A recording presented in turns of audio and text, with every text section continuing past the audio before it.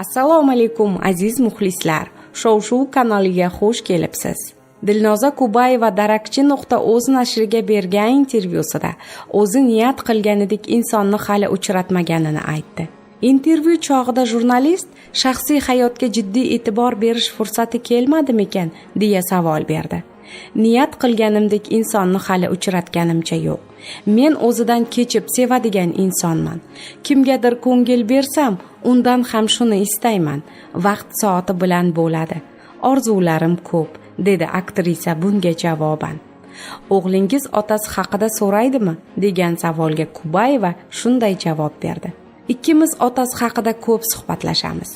Ishonasizmi? Har safar dadang bunday derdi. Mana bu ishni yaxshi ko'rardi desam, go'yo o'g'limning qanotlari yozilib, uchishga shaylanayotgandek tuyuladi menga.